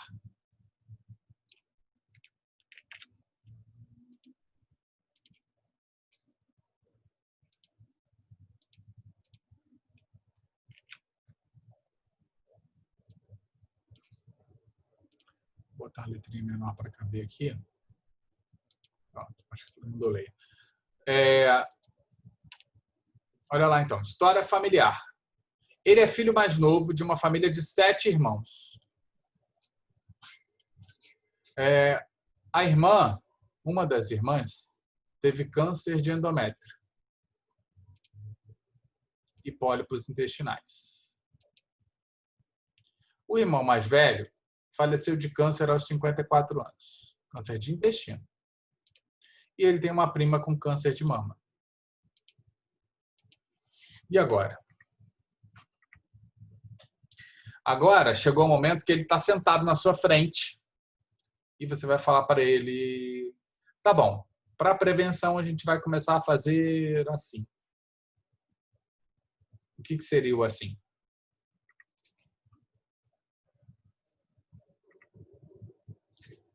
Isso, Luiz. Chama atenção para uma síndrome Lynch, né?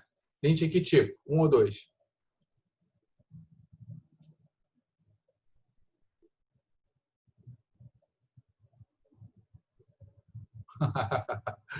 Vou te dar um macete para não esquecer, tá certo? Lynch tipo 1 é uma síndrome genética autossômica recessiva, se a memória não estiver me traindo, que ela vai estar relacionada ao gene de instabilidade microsatélite, tá? A tipo 1, ela só tem como causa câncer coloretal. É uma síndrome Lynch 1, só câncer coloretal. Lynch tipo 2 tem 2 ou mais lugares de câncer. Então já fica mais fácil, não dá para esquecer mais, né? Então, câncer de cólon mais câncer de endométrio. Endométrio é o mais frequente tumor associado na síndrome, tá certo? Chega a 60%. Câncer de endométrio. A história do irmão mais velho também chama atenção. E câncer de mama também é. Os tumores associados a Lynch 2, Lynch tipo 2, endométrio com maior incidência. Depois vem... Oh, meu Deus. Pelve renal, ureter. Aí vem os outros menos, né? Ovário, estômago, mama. Tem mais um. Não sei. Daqui a pouco eu lembro, talvez. Tá?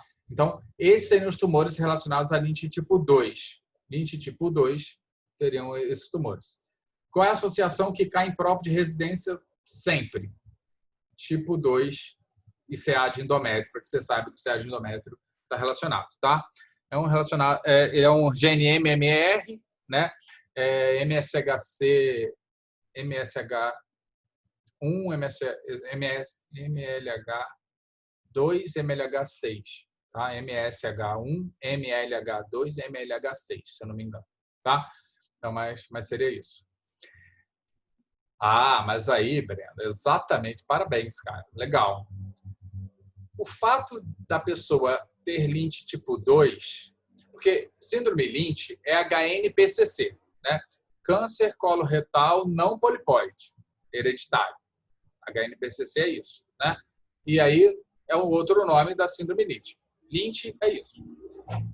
O fato dela ter pólipos intestinais pode não ser, não vai excluir a possibilidade de um Lynch, tá bom? Eu botei ali justamente para suscitar essa dúvida.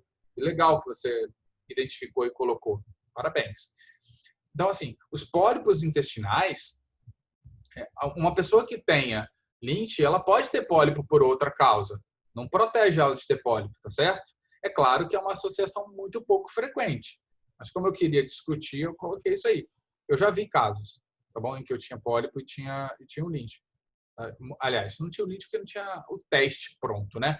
Mas uma história rica como essa que eu coloquei aqui, com vários casos na família, com CA de endométrio, 2, 3 casos, é uma família de muitos irmãos também. Ela é de Miguel Pereira, essa família. E com muitos casos, e aí, assim, provavelmente Lynch, mas 22. Mas aí, um paciente tinha câncer coloretal, não polipoide, e tinha também um pólipozinho lá no reto. Tá? Esse pólipo não deu nada, deu um pólipo inflamatório, tá certo? Pólipo juvenil. Mas, então, não impede que a gente tenha pólipo, apesar de Lynch ser uma síndrome não polipoide. Perfeito, tá? Muito bom mesmo. Então, isso aqui seria fator de risco para Lynch.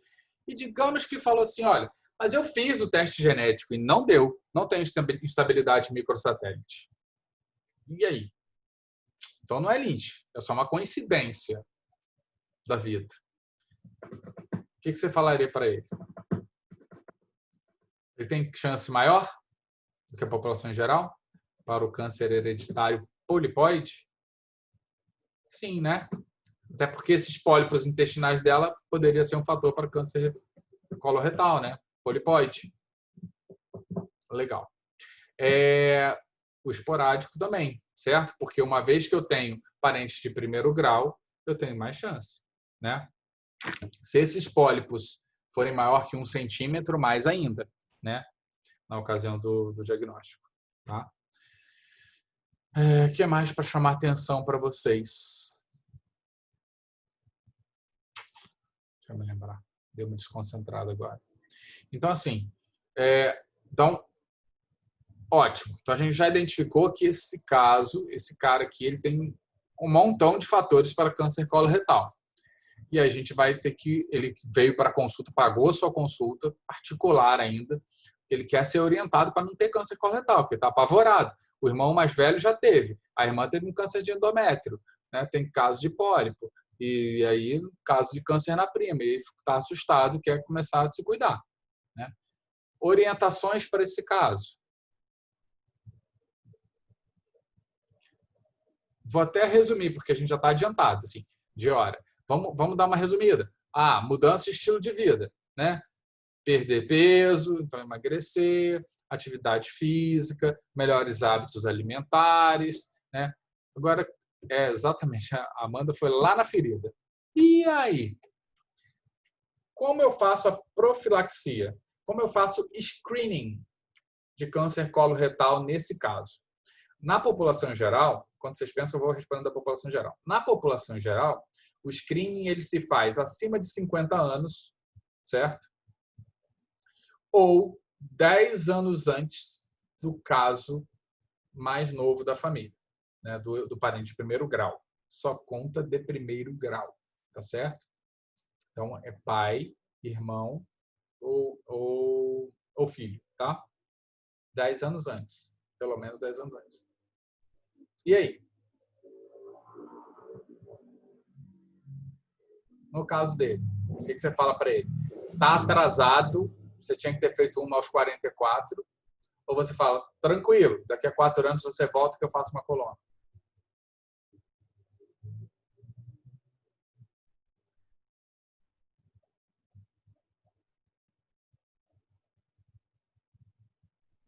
Atrasado. Então, assim, você vai falar para ele, olha, a gente já devia ter começado o seu screening a partir dos 44 e a gente vai, então, agora fazer uma colonoscopia. Ótimo. Fez a colonoscopia veio normal. Como é que a gente conduz? Faz agora, né? Deita ali. Tá atrasado. Colonoscopia anual, repete em 2. Quando a gente está pensando em síndrome genética, eu acho prudente a gente fazer a cada 2 anos. Se eu tenho uma colono normal, bem feita, com preparo bom, tá certo? Quando eu acho um pólipo, eu repito no ano seguinte. Isso aí já é para todo mundo. Minha forma de conduzir é assim, tá certo? Tem lugares, por exemplo, na Europa, eles falam em 3 anos. Mesmo que se você investigou e já tem passado de pólipo, você faz a cada 3 anos. Porque em que está baseado? O tempo de evolução do esporádico, que é o polipoide, né, é do pólipo benigno ao adenocarcinoma, um intervalo entre 5 e 10 anos. Então, a base é essa. Se eu faço a cada 2 ou a cada 3 anos, Estados Unidos faz a cada 2, Europa faz a cada 3.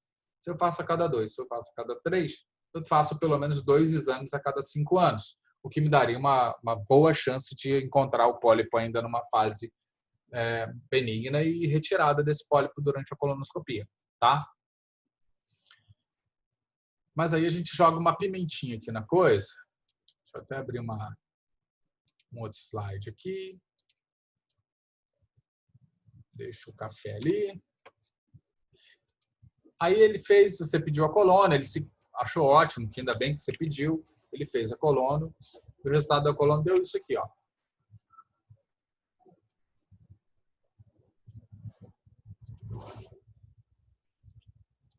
Lesão plana em cólon sigmoide. Laudo patológico. Adenoma viloso com alto grau de displasia. Aí ele volta, sudoreico, pálido, para você falar assim, doutor, estou com câncer. E aí, tá ou não tá? Qual é a conduta?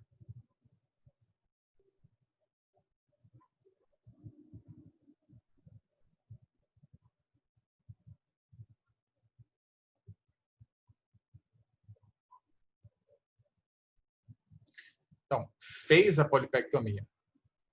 Desculpe, não ficou claro isso. Fez a polipectomia, tirou o pólipo e veio daquele jeito ali.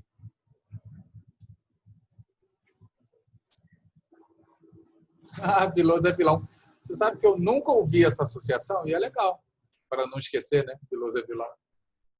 Legal. Vocês sempre me ensinam as coisas.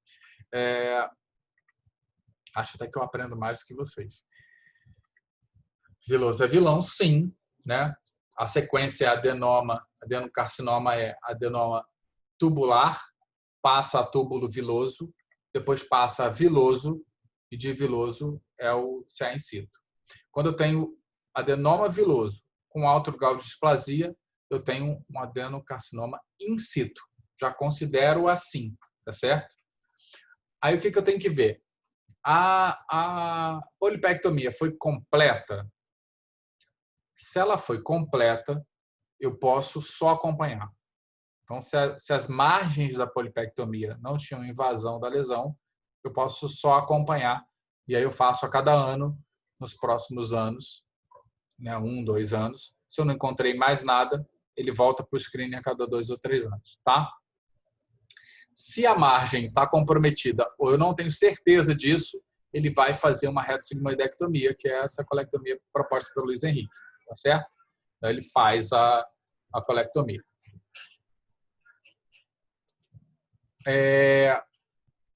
Digamos que o nosso cliente, então, tinha uma margem comprometida, porque ele deu um azar danado na hora, coitado, e ele fez a retossigmoidectomia.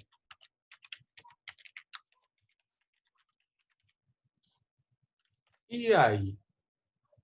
Na retossigmoidectomia, o laudo histopatológico do pós-operatório veio assim.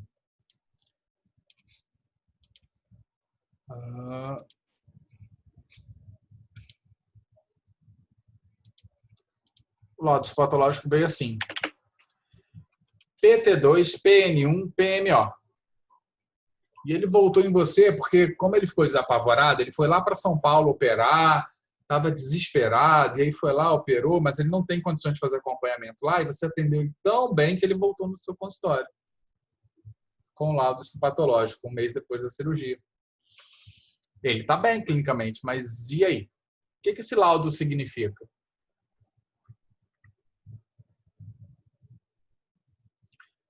A letrinha minúscula, P, significa que é de pós-operatório.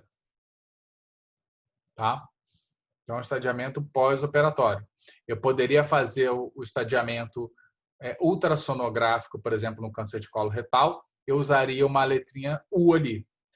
Eu poderia fazer um estadiamento por ressonância e eu também usaria a letrinha R. Tá?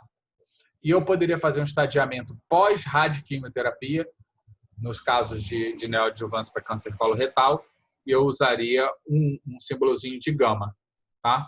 Como antes ali da letrinha, tá bom? Para eu saber que esse caso fez radioquimioterapia, o estadiamento seria pós-radioquimioterapia. E se ele for cirúrgico, eu uso gama, uso P e uso as letrinhas, tá bem? Só para vocês entenderem por que a gente faz. Então, se eu tenho T2, eu tenho uma lesão ainda inicial. Mas se eu tenho N1, isso já mostra que o estadiamento dela é estadio clínico 3. Isso é igual a QT, a quimioterapia, certo? Então, esse caso é um caso que você indica para quimioterapia. O que mais que a gente pode discutir? Medidas que modificam a evolução de tumor. Isso é legal demais, porque eu acho que isso é algo que você pode começar para o paciente antes de encaminhar ele para o prócto até, sabe? Então, assim, tem alguns trabalhos mostrando o seguinte: se o paciente é rígido, se ele já faz atividade física, ele manter atividade física, um condicionamento físico durante o tratamento neoplásico dele, antes da cirurgia, melhora o prognóstico. Outra coisa legal, mas ainda questionável, tá bom? O uso de AINES. Já é clássico, e vocês já devem saber, que o uso de anti-inflamatório não esteroide na prevenção para pólipos adenomatosos é eficiente. A dose normalmente é 325 miligramas. Então, tem alguns trabalhos agora correlacionando que talvez para os tumores também seria legal para melhorar prognóstico pós-operatório. Então, tem trabalho falando em aspirina, na dose de 325 miligramas, de 80 a 325 miligramas, e tem gente falando de celecoxib. Celecoxib, o inibidor da COX-2, né, seletivo da COX-2, teria também um efeito, a dose é 200 miligramas 2 vezes ao dia, tá? Isso é questionável ainda, tá bom? Tá título assim, ainda tem o estudo, mas ainda não é consenso, as sociedades ainda não aceitaram isso. E tem uma outra coisa muito legal também, que é o índice de vitamina D. Tem trabalhos mostrando que quem tem vitamina D acima de 20 no seu valor sanguíneo teria menor chance de desenvolver pólipo, menor chance de desenvolver câncer coloretal e melhor prognóstico pós-operatório e pós-radioquimioterapia. Parece que a vitamina D ela é um fator protetor e de melhor resposta ao câncer coloretal e para outros cânceres também, mas como a gente está falando de câncer coloretal, é fator protetor para câncer coloretal. Então, ter um bom nível de vitamina D é um fator, sim, de melhora para câncer coloretal. Então, é o paciente que está com câncer, já teve câncer, vai tratar de câncer, acabou de operar de câncer, independente, vale a pena estudar a reposição de vitamina D para melhorar os níveis dele, tá? Estudos mostram que acima de 50 seria o melhor valor, tá?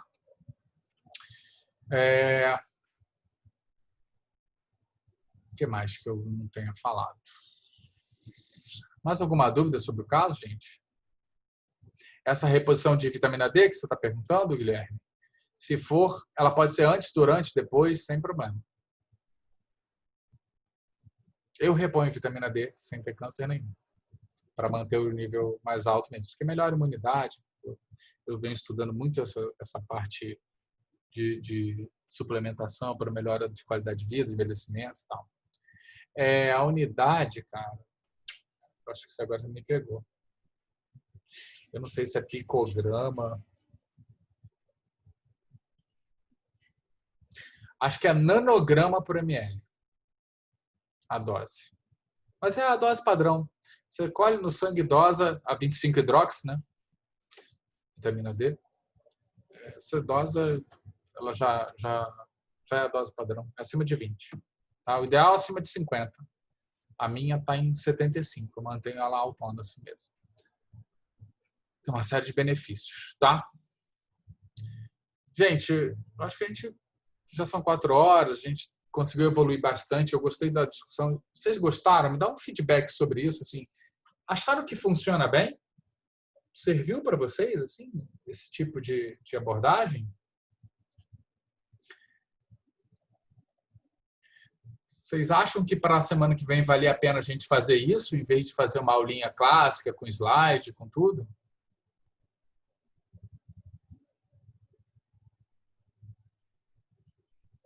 Ah, show. Tamo junto, então.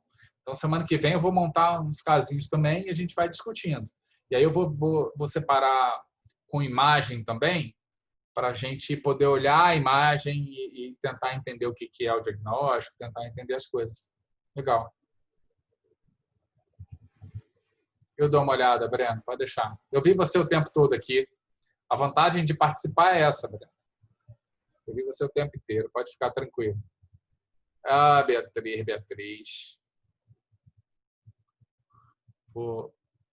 Coloca aí por último, Beatriz, meia presença, que aí eu vou me lembrar da meia presença. Vou ser justo, tá bem? Chega junto da gente. Tem muita coisa para aprender aqui. Eu achei a aula fantástica. Não sei vocês, mas eu fico com vontade de ficar falando mais 3 horas aqui. Achei muito legal. Mas escreve seu nome também do lado, Beatriz, porque na hora que eu puxar ali os dados, ele aparece para mim. Mais alguma dúvida, pessoal? Gente, então, até mais. Obrigado por todo mundo estar aqui. Amanhã tem aula comigo, né? A gente vai falar sobre sutura contínua. Né? Tem um grupo às 8 e um grupo às 2 da tarde, né? Isso. E a gente volta a se encontrar por aí, tá bom? Se não, quem não me encontrar amanhã, me encontra na semana que vem. A gente vai trocando informação. Um abraço para todo mundo, tá? Fiquem com Deus.